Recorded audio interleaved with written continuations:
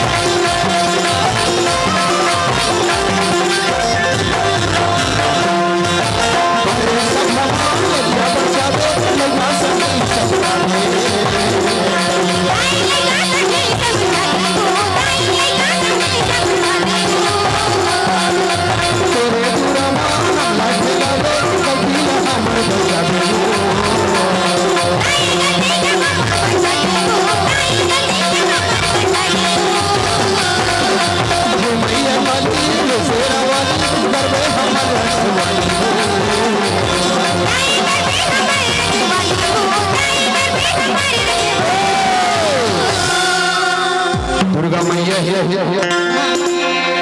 बगल मामा ओहर वाली करही तो लगा का जान पहली सुमरनी वो तो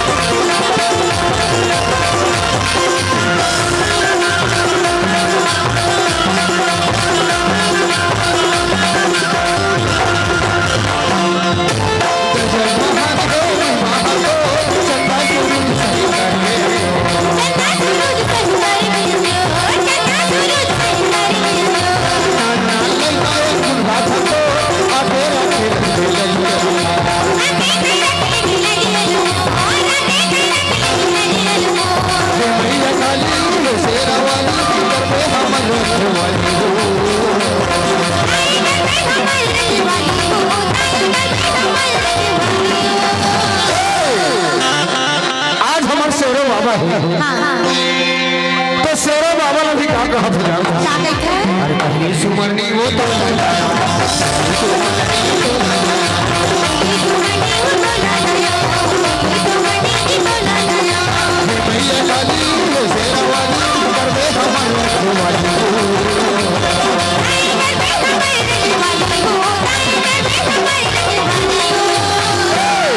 सुमरनी वो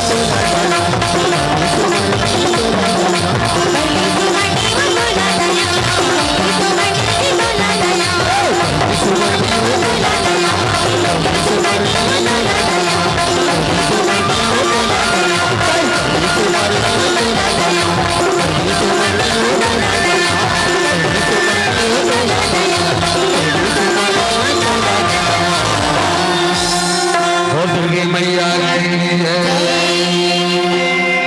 बोल शेरो बाबा की जय।